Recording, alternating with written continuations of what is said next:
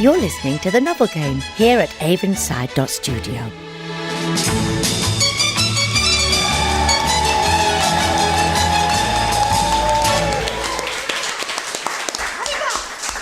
Hello, and you're very welcome to The Novel Game. My name is Bruce Guthrie, and I'm your host, and I'm joined by 4 panellists who will be writing what they imagine to be the first line of a published novel. To inspire them, I'll read out the blurb from the back of the book, and when they're finished, I'll read them out along with the actual first line. Each panellist will then vote for what they think is the first line of the book. They will get a point if they vote for the real first line, but they will also get a point if someone votes for them.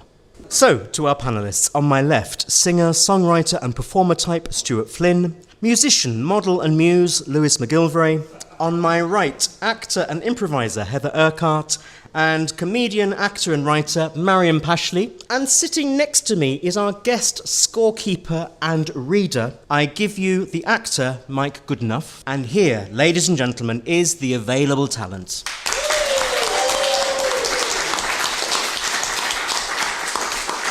So, to start us off, I'm going to do all of that in reverse. I'm going to give the panel the first line of a novel, and they're going to then think of the title, the author, and the year of publication. And the first line is this. The boy's name was Santiago. So I want... Well, you know what I want. I'm not going to repeat myself. Quick as you can. The line again is the boy's name was Santiago. Number 1 is The House of the Spirits by Isabel Allende, 1979. Number 2 is Zoological by Marcus de Souza, 2013. Number 3, Seeing by Jose Scaramango, 2003. Maybe he had an extra nipple, I don't know. 2003. Number 4, The Alchemist, Paulo Coelho, 1988. And Death in Venice by Thomas Mann, 1925. I see nodding and shaking like the audience have clicked onto Final Rinse and Spin. Beautifully put. Or there's an earthquake. So, if you'd like to make some votes, I'd be very happy. And the first person I'm going to come to is Stuart. Oh. What are you having? Well, I don't think it's the spirit level one. Do you not? No. You've thought about it? Yes. That's number 1. And the 2013 one, which is really recent, isn't it? That's... Last year? Yes. Yes, that's very possible. But I think that I'm going to go for the gold one, the Alchemist. If we were to really know, what we would know is that you were going for number 4. Oh, I suppose, yeah. If we wanted to be prosaic about it. In a nutshell, in a coconut shell. Thank you. Lewis? Well, I noticed the boy's name is Santiago. Oh. And 4 of the answers, or possible answers, are writers with Latin-sounding names. So I was wondering whether to go with Death in Venice, but I think that might be something being clever. So I'm actually just going to go for The Alchemist as well, because Paulo Coelho's not a very good writer. It's a bit of a boring line. Heather, what are you having? This game is making me doubt my long-term memory because I've read The Alchemist and I remember nothing about it. And yeah, I don't know who anyone is. I am going to go for Death in Venice by Thomas Mann because I'm gullible. I'm gullible, whoever the clever person is. They've got me. Marian? Well, having read Death in Venice, I don't remember anyone called Santiago in it. However, it was a long time ago. And yes, Paulo Coelho or whatever, I can't finish more than 1 chapter of that. So it could have been. I'll go for him because it could have been, couldn't it? Mm. Okay. So it turns out that Stuart, Lewis and Marian all went for The Alchemist, Paulo Coelho, 1988, which was the right answer. The boy's name was Santiago.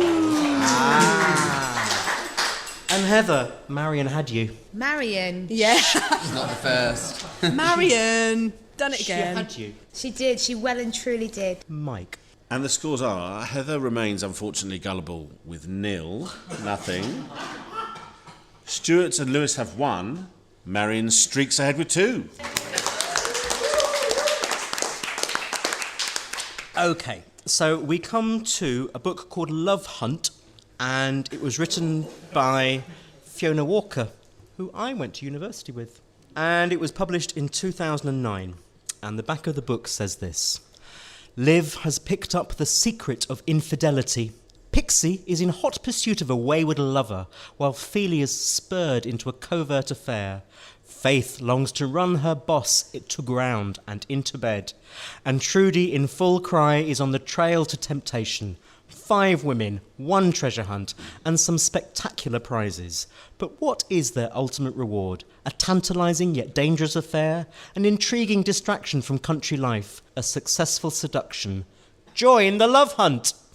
Heather, you said you wanted chick flit. Well, this is my kind of book. Now I'm... Fill your boots. I am, big time in my comfort zone now. Right. Yeah. Watch me nail this round. She's got a hammer. Watch her go. I think it's a different type of nail in this book, isn't it? Something in jodhpurs. I think so. It's not my kind of thing, I have to say. I don't like... No, but Fiona was a love. I'm sure she was lovely, but she shouldn't have picked up a pen, frankly. Maybe she didn't. Maybe she had it picked up for her. And one of our panellists, Joanna Holden, was featured in one of Fiona's books as a dotty actress. Oh, dear. How we laughed. I bet. How did you laugh? We laughed a bit, and then we stopped laughing. And have you been included in any of her works, Bruce? I was angling for it, actually. I thought if I dangled myself in front of her long enough, she'd write a book about them, but she didn't. But it was probably a cold day. Mike. Ready? Away you go. Number 1. Tropical Paradise was Pixie's favourite colour for nail varnish, and her luckiest. Number 2. It's a hoarfrost, Trudy breathed, in an undertone to nobody in particular, watching her breath cloud and condense in front of her face like a small steamy puff from a dragon. Oh, God, finally the end of that sentence. Number 3. It all began the night before Trudy's new settee was due to be delivered. Number 4.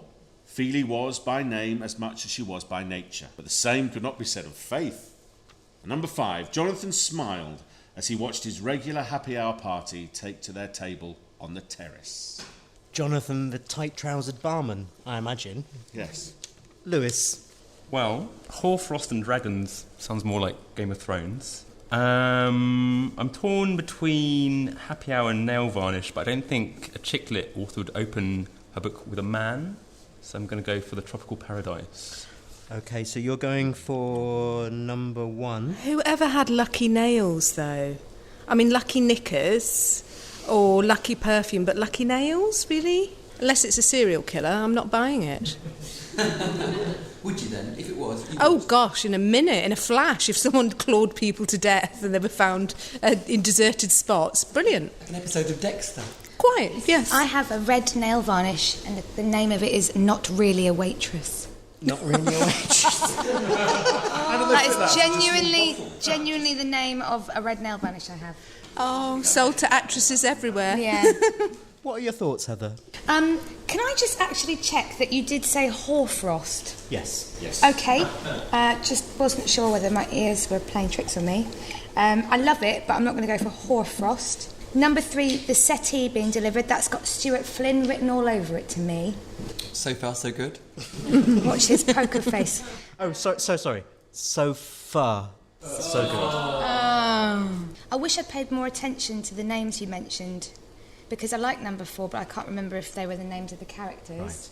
So for that reason, I'm going for number 5, because I think that a chick lit book would start with a tight-trousered man. I added those tight trousers. I know, but it's gone deeply into my visual imagination now, and I can't get it out. So. Exactly, and it would be taken as read that it would be a tight-trousered barman, obviously. That's what's the point of him being there? There is no going deeply into your visual imagination, though, is there? Bearing in mind you have no long-term memory, as you mentioned earlier. Yeah, exactly. But you are, darling, you are too young to have a long-term memory. That's very kind of you to say. The settee was an appalling thing, but I quite liked it. I'd quite like it to be the tight-trousered barman, but I think that would have been mentioned. I wrote that one. Quick as you can. Honestly, the car's parked on a meter, really. I honestly think, do you know what? Having spurned it, I'll go for the nail varnish. Will you? Yes, I will. Thank you. I think I was swayed by the not really a waitress remark, and I thought that she's probably read that and thought, brilliant, I'll write a book. Stuart, I crick my neck, I turn to you. I just love Lewis's advice that, if there is a nail varnish, called I'm Not Really a Waitress, that you would bet on it in the Grand National. Yes. I think that's fabulous. What a comment to make. Marvellous. I'm going to cut to the chase, see what I did, and go for number 4. No, I'm not. I'm going to go for number 3. I'm going to go for the sofa. So, yes, work that out. Am I voting for myself? You can't. Well, we'll find out whether I have or not. Point of fact, you can't. So here we go. The actual first line is "It's a hoar frost," and no one went for that. Okay, Heather, you went for Marian. Jonathan smiled as he watched his regular happy hour party take them to their table on the terrace. I thought I'd hooked someone in. Stuart, you went for Louis. It all began the night before Trudy's new settee was due to be delivered. And Louis and Marian, you went for Heather with Pixie and her lucky nail varnish. So tabulate that, Mike. There's a 3-way now for second position, one could say, with Stuart, Louis and Heather on 2. Marian has 3. So, we move now to a book that came out in 2002, written by a man called John McGregor. I've read it, it's a difficult read. If Nobody Speaks of Remarkable Things. On a street, in a town in the north of England, perfectly ordinary people are doing totally normal things. Children play cricket, window frames are painted, a couple argue, students pack up their belongings, and nameless people pass each other like every other day, interweaving yet never connecting. But a terrible event shatters the quiet of a summer evening, and no one who witnesses it will ever be the same again. If Nobody Speaks of Remarkable Things, John McGregor. Was it a difficult read because it was all written in northern idioms? Is that why it was a difficult read? It was a difficult read because everything in my life was difficult then, and I read it because I had a boyfriend who'd been very difficult, and I thought if I read the book that he'd read, that it would make things better, and it didn't. Nothing to do with the book, but that's more to do with me. I've said too much. Oh. So is this cathartic for you, Bruce, tonight? Yes. We'll slag it off for you then, OK. Number 1. She heard the tram before she saw it. Oh, that's Marian. Number 2. He took a sharp breath in, and for a moment he wondered if he would ever breathe out again. As he slipped under the bathwater. Number 3. The interlocking lawns were full of the sounds of people living, and lawnmowers buzzed in competition with bees. Number 4. You'd best speak to the man of the house, and that'll be Calvin Geary, 14-year-old Calvin Geary. And number 5 is, if you listen, you can hear it. So, Heather, what are your thoughts? My thoughts are that it can't be number 3 because that sounds like the south rather than the north. There's too many manicured lawns for it to be the north. I'm going to go for the 14-year-old man of the house because I'm going with the random rule. OK, thank you. Marian. I'm from the north, and there was a headline, that's what I liked about the tram one, there was a headline for a while in the whole Daily Mail, which was Death by Milk Cart. Oh, no, sorry, Death by Milk Float. I'm ageing myself there, Death by Milk Cart, that would be from the 1800s. I look much younger, don't I? But yes, so I quite like the tram. I'm actually going to go for the tram one, for that very reason. I think it could be that brutal and abrupt. I crashed a milk float once. You crashed one. And killed someone in Hull. Oh my God, it was you! No, it wasn't me, no. Oh. A friend of mine bought a milk float and was driving it around the UK for charity. So Which you'd have to do, wouldn't you? But I joyrode it one evening and almost crushed it. And here you are now. Stuart. And I think the tram is so flagrantly northern, it's a little bit too in your face, as it probably was if it is really the case. Yes. Would have been in her face.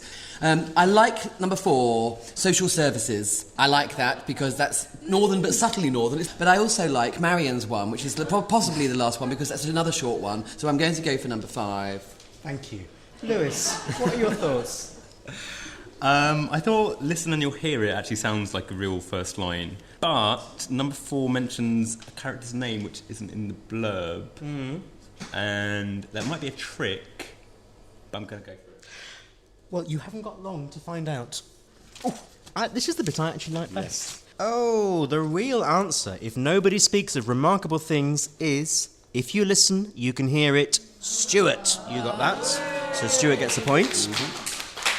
Marian, you went for She Heard the Tram Before She Saw It, which was written by Lewis.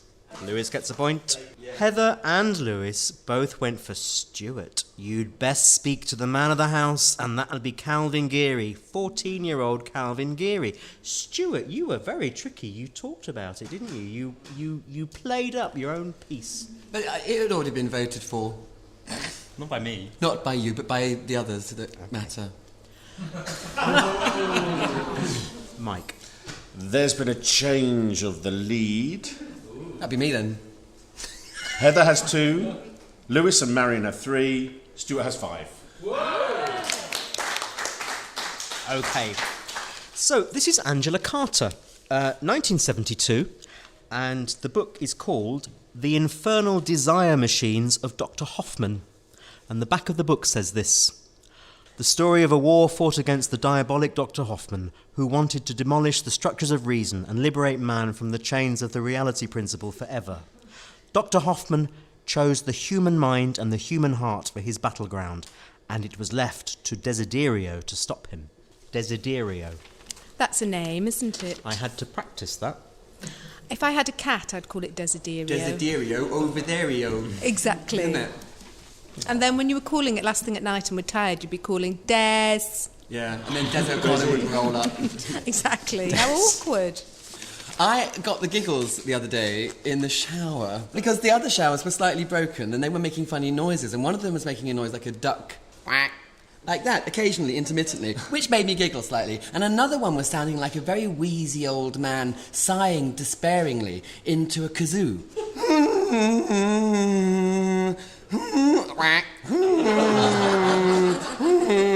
I couldn't contain myself, frankly. Nor can we. Thank you, Stuart. You brought a little radio play of your life. Mike. Number 1, I remember everything. Number 2, hum, hum, hum, hum, hum, went the chainsaw. He shot his bolt with that one. Number 3, if 3 and 3 ain't making 6, then what in heaven will prop up this infernal world? Number 4, the heat of the morning was kinetic. Number 5, roses are red, violets are blue, and your eyes are blue, and there are parts of you as red as roses, and just as inclined to bloom. Can I just for people at home, there are actually people groaning and sort of writhing in the audience at that last line. That's Stuart in the shower, isn't it? I didn't drop any soap. Marian, That I was day. looking at your eyes, They're brown. and I was looking at your ears. They're very red. Tell me your thoughts. Okay. Well, I love the chainsaw. And I actually think Angela Carter could. She would. She would. She doesn't care. would. Well, she's dead now, but she would have. Kinetic was lovely. But that sounds like another American writer to me. I'm going to go for the hum, hum, hum of the chainsaw. I just love it. Okay, let's hear your impression of a chainsaw. Lovely, thank you very much. Or a dog. We'll let you know. Stuart. Oh, not to me straight away. Go on. Oh, yes. Well, I don't like the algebra. That doesn't ring true with me. And I remember everything. I think that's just Heather trying to tell everyone that she's got a bit of a long-term memory. I adore the blossoming. And it's between that, frankly, and the... It's not the algebra because of the word infernal, and that's in the blurb. You wouldn't have the same word in the blurb as you would in the first time. We just don't do things like that. It's either that or the chainsaw, so I'm going to go for the chainsaw or the bloom. I don't know. What shall I do? I think you've said that in your life. It's either that or the chainsaw. Or the bloom. It's the chainsaw or the bloom. And I think the bloom has to go. It's going to be the chainsaw. All right. Okay, you can have the chainsaw. Lewis. Well, Stuart clearly wrote roses are red and your eyes are blue and they're blooming, so you're trying to trick me, but bigging up your own one. Prove it. Don't worry, I will later. Marian, she's actually British, she wasn't American. I have read her stuff, though, and I just forgot. And there's a close named after Angela in Brixton. Excellent. Is that like a Good. cul-de-sac? It's Angela Carter Close. Which I think, if you translate cul-de-sac in French, though, it is actually literally arse of the bag. Hum, algebra and roses don't sound right, so it's been between kinetic and I remember everything. And I'm just going to go for the rule of keeping it simple, so I'm going to go for I remember everything. Okay, good. Heather, Um, finish yourself. I really want it to be the chainsaw. I want it to be the chainsaw, but I don't think it is. I'm going to go for the algebra. 3 + 3 = 6. So, the actual first line of The Infernal Desire Machines of Dr. Hoffman is I remember everything. And Lewis had that. Then we find that Marian and Stuart went for went the chainsaw, which was written by Heather. And Heather, you were taken in by Marian because you went for the algebra. That was Maths. It's just counting. It's just counting. You've got me every So- single I know. time. Thinking of counting... I'm awful. Mike, how is your counting? Correct, I hope. It's very, very, very close. Lewis, Heather and Marian have 4. Stuart still has 5. This Curses. Curses or purses?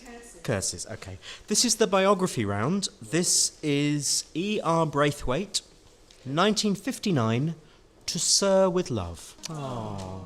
Everybody. No, because I think we've all got a little bit of Lulu going on in our heads now, haven't we? Yeah. No, Sydney. Yes, bit of Sydney. Sydney. Sydney Poitier. Thank you to our audience. When a woman refuses to sit next to him on the bus, Rick Braithwaite is bewildered and angered by her prejudice. In post-war cosmopolitan London, he'd hoped for a more enlightened attitude. When he begins his first teaching job in a tough East End school, the reaction there is the same. Slowly and painfully, some of the barriers are broken down. He shames his pupils, he wrestles with them, enlightens them, and eventually comes to love them. To Sir with Love is the true story of a dedicated teacher who turns hate into love, teenage rebelliousness into self-respect, contempt into consideration for others, the story of a man's integrity winning through against all the odds. Well, I didn't know it was a true story. I just thought it was a He it was a wrote it novel. himself. What, the autobiography round you didn't know was a true story? But whoever it was, he took me from crayons to perfume. Did he? It wasn't far though, was it? That was in the next dial, wasn't it? No, it's a lovely, lovely song, To Sir with Love. To Sir with Love. So, Mike, read them out for us, please. Number 1. The din of the East End street was briefly dominated by the morning bell. Number 2. We are all prejudiced. Number 3. The crowded red double-decker bus inched its way through the snarl of traffic in Aldgate. Number 4. The streets of Whitechapel sang to me as I stepped out into the first wintry morning of my new life. Number 5. It's your time you're wasting. Pipe down, class. And you lot at the back. Lulu and the lovers. See me after class. I won't have you shouting in my class, bellowed Mr. Braithwaite, his Adam's apple bouncing like a toad in a tracksuit pocket. Oh, well... Oh, Stuart. somebody get some help. Somebody get some help. I'll do Lulu. Anyone with a defibrillation? Channel Lulu. Well, you know you make me want to. Shout. Thank you. Bath.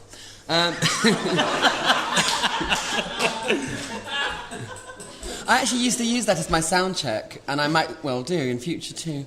It's very, very good as a sound check for singing. Which is? To go, well, the other day, a funny thing happened to me. And then you've got both levels. That was amazing. You've just flexed something, haven't you? You've flexed a muscle. It's my vox sep. So I think that, you see, as soon as I heard Morning Bell, I thought of you because you are, Marian, a bell. Oh. In the morning of your life. Add that, yeah. A bell. With that and all. Oh, yeah. you mean bell with an E on the end? Yeah, not a ding-dong bell. Yeah. No, like Brighton Bell. Okay, fine. I thought you meant something metal and You remember annoying. Brighton Bell, Heather? No, you don't. You haven't got long-term memory. Like a bell. And what does that mean in terms of which one you're voting for? That's what I'm going for. Thank you. Yeah. Lewis. Well, 3... No, it's not said like that, is it? It's, well, go on. You know you want to. Oh. Can't say it like you. 3 of the answers make mention of the East End or East End locations, which makes me think that there might be something there. We're all prejudiced. I don't think... No, just think... Bit of a clanger. I loved the last one. I wish I could say it was that, but actually, you wouldn't refer to yourself in the third person if you were writing a biography. So, said Reginald Braithwaite. So let's struck that off. I am going to go for Din in the West End. And you have? Heather. Snarl, the bus and the snarl. No, don't know why, just don't think it's right. Number 1, the bell. The bell? I'm going with the bell. But that might mean that Marian will have a full house with me. Because I think it's either the real one or it's Marian. But either one of those things will make me happy. So that's fine. Good. I'm glad you can survive your milk float murder spree. Marian. I loved the final one with the toad in the pocket, but that was far too licentious to be real. And the thing about the street singing to me, no, absolutely not. That was too light. I think maybe the prejudice. We're all prejudiced, actually. Okay. So, well, she's not gone for the bell thing, so it probably is that one that she wrote, isn't it? And the real first line is... The crowded red double-decker bus inched its way through the snarl of traffic in Aldgate. Which leaves us with... Ding dong. Heather, Stuart and Louis all went for Marian. The din of the East End street was briefly dominated by the morning bell. And could we get a taxi for Lulu, because she's getting awfully tired waiting by the doors. And Marian, you went for Heather, your table mate. Oh, and that's nice little balance, isn't it? Yeah. All prejudiced. Mike, sort that out for us. Again, there's been a change. We probably know who's winning, but Lewis has 4, Heather and Stuart have 5, and Marian has shot ahead with 7.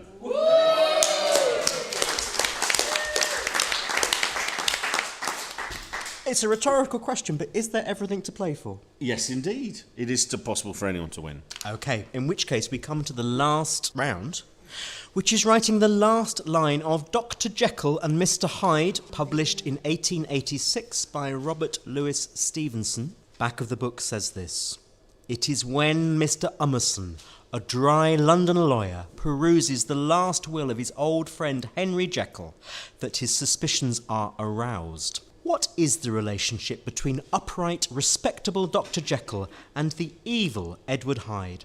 Who murdered the distinguished MP Sir Danvers?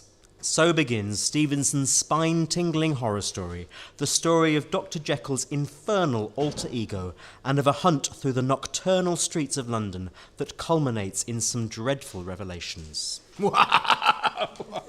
Pretty quick, Marian. I was writing as you were reading. So was I. Took my time. Gosh. Can I ask of the panel and the audience, has anyone actually read this book? No, it's not a popular one, is I've seen it done live. I know, but it's not the same as reading the book. Are you ready? Number 1, she turned the corner and was lost. Number 2, the savage beast was once more abated, but for how long it might endure the insipid mist of vapours, no one could ever know. Number 3, here then, as I lay down the pen and proceed to seal up my confession, I bring the life of that unhappy Henry Jekyll to an end. Number 4, yes, Mr. Tamblyn, there are 2 sides to every story. And number 5, Ummerson went to bed, finally satisfied. And Mike, I may say that you were at your most resonant. The table was vibrating as you talked, with your deep Victorian vowels. I'm glad it was my voice and nothing else. Lewis, I turn to you. It's quite a varied bunch. No, I'm asking you what you'd like to choose. Leave the audience alone, Lewis. I think the one about sealing my confession has the kind of laboured punctuation you would expect from a Victorian novel. So I'm going to go for that one. Laboured punctuation. I can just imagine, I can hear lots of commas. I can see a wing collar. Heather? Sorry, I say that in such a terrible way. Heather, what would you like? She turned a corner and was lost. Controversial. Oh. Are you sure? Are you sure? I know. Ho there, cabbie. Do you know Limehouse? Marian, what's your answer? Well, I like the one with the sealed doodah because I do think that is the detail in that was quite precise. And for the fact that nobody's ever read the book, has only ever seen the play, I think it's that one. Do you? I do. Okay, thank you. Stuart. Yeah, I'm with her, yeah. Ringmaster. Yes. Can I change? There's more than one here tonight, love. Can I change my answer? No. Yes, of course you can. Thank you. Mike says yes. Thank you, Mike. I want to go for number 5. Which is number 5. Satisfied, Ummerson went to bed. Okay. Oh, finally satisfied. Are you finally satisfied now, then? I am now. Oh, good. Good. Happy enough.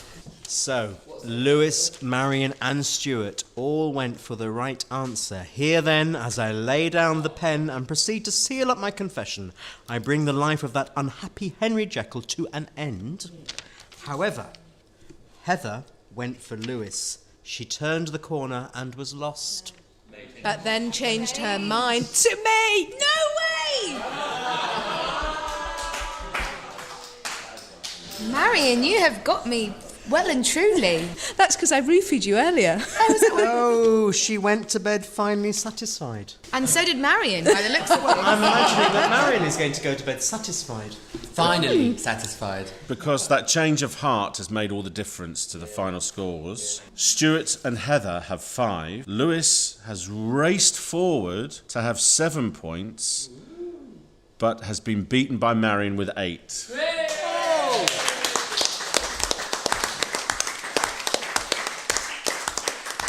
So, Marian, you will go to bed tonight satisfied, won't you? Because you, and only you, have won this edition of the novel game. Well done, you. Thank you. And my thanks go to Stuart Flynn, to Louis MacGillivray, to Heather Urqhart, to Marian Pashley, our winner, and our guest scorer and reader, Mike Goodenough. And I'm looking at our attentive and what's the word I'm looking for? Delicious. Our delicious, delightful, gorgeous London audience. They're there, and they stayed for the duration. Everyone deserves a big round of applause. Thank you.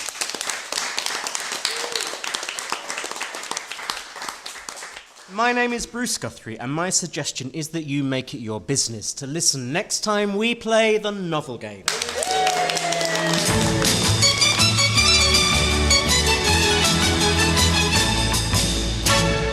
To hear more episodes of the novel game, like and subscribe, people. Like and subscribe at Avonside Studio.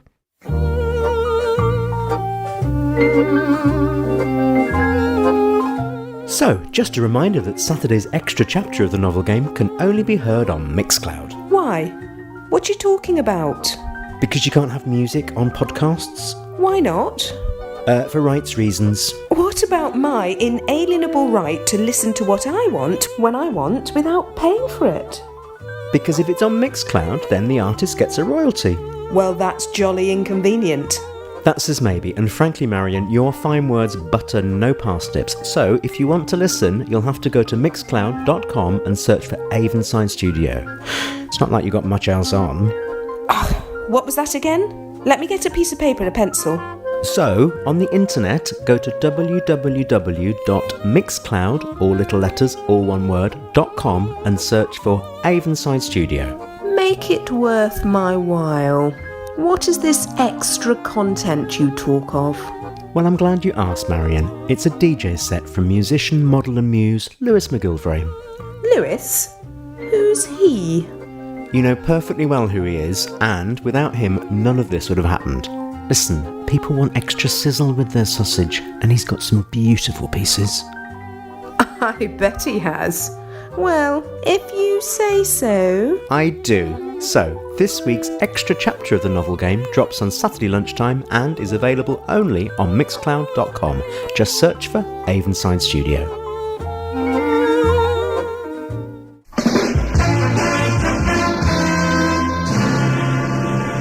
Oh, and while you're here, why don't you listen to this? So you're listening to the novel game here at Avonside Studio, and I'm very fortunate to have one of the guiding Rudder's old lag, Marian Pashley. Hello, Marian. What a charming introduction. Well, you've steered this project. So it seems. No, you have.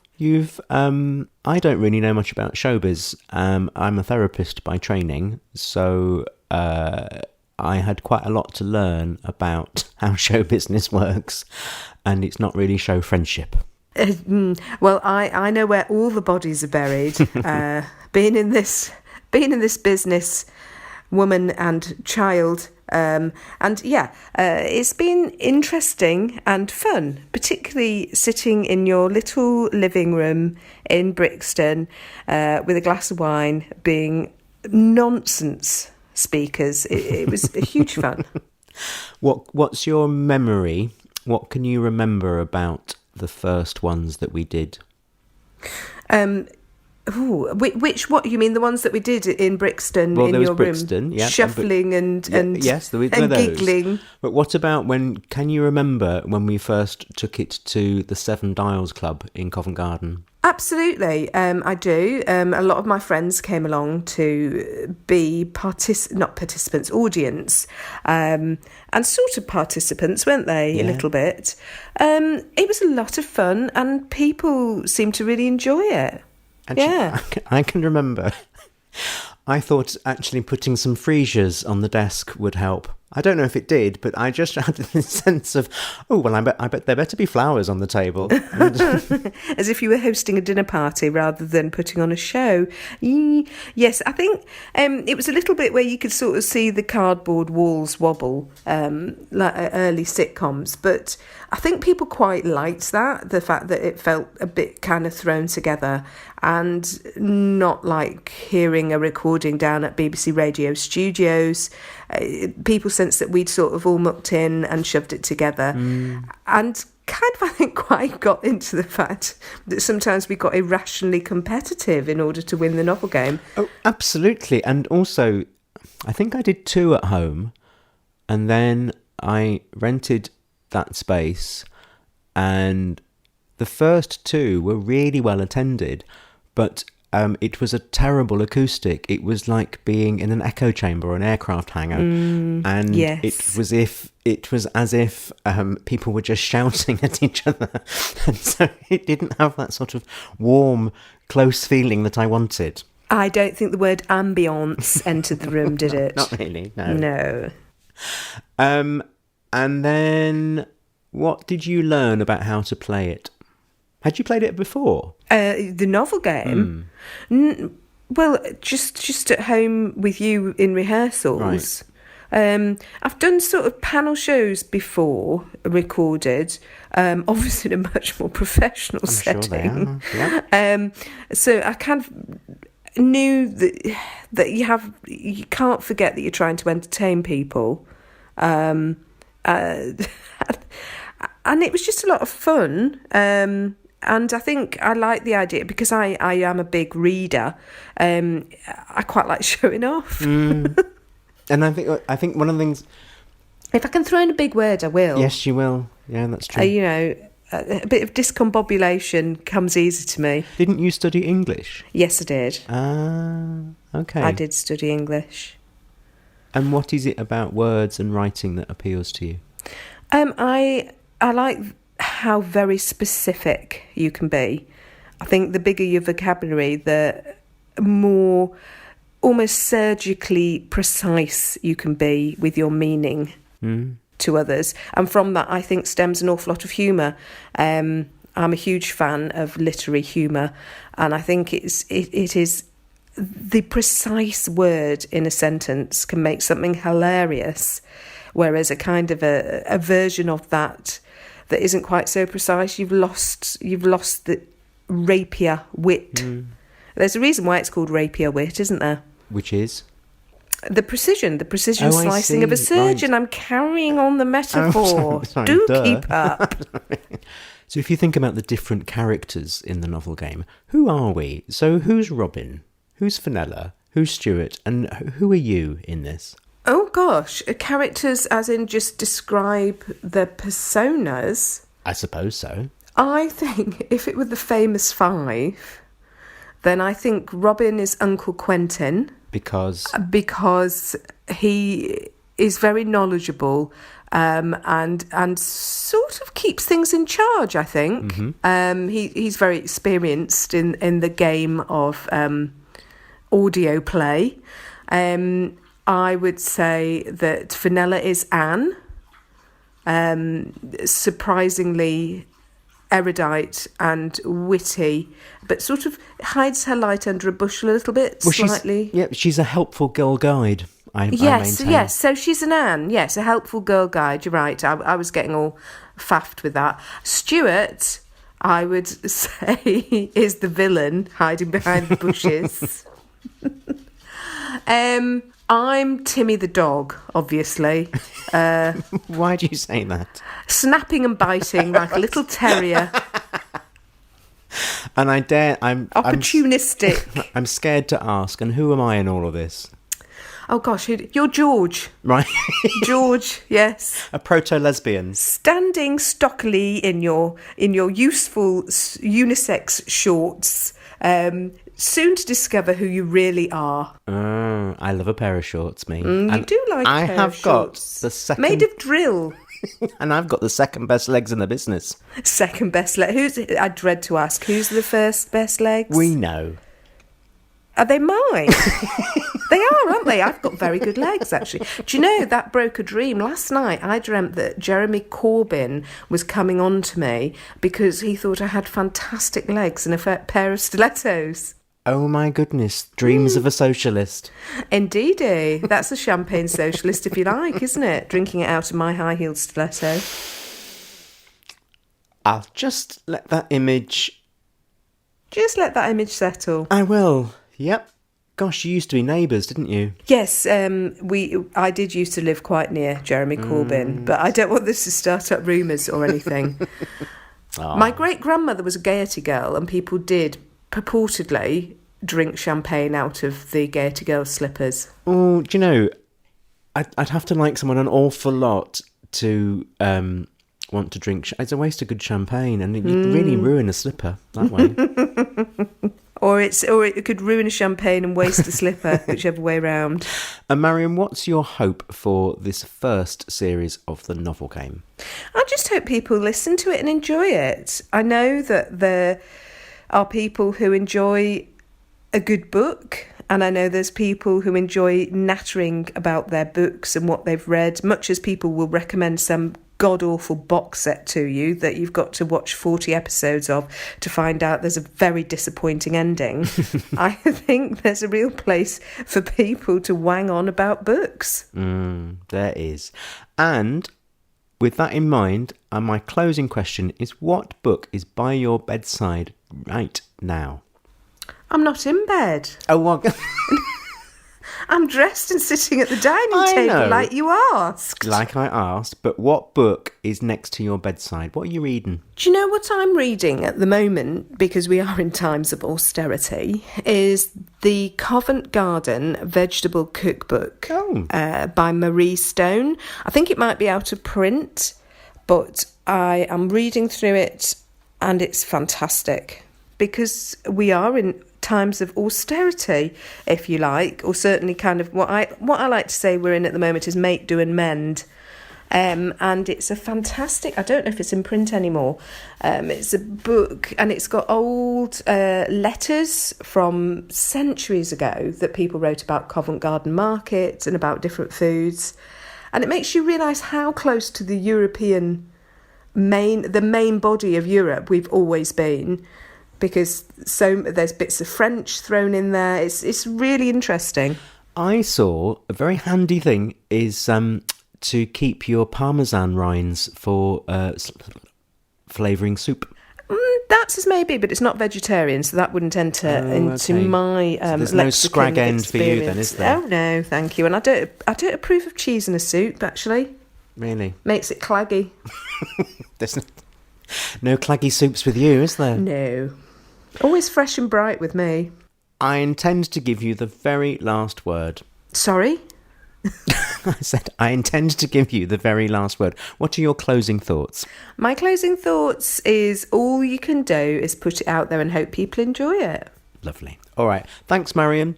Cheers. Cheerio. Bye.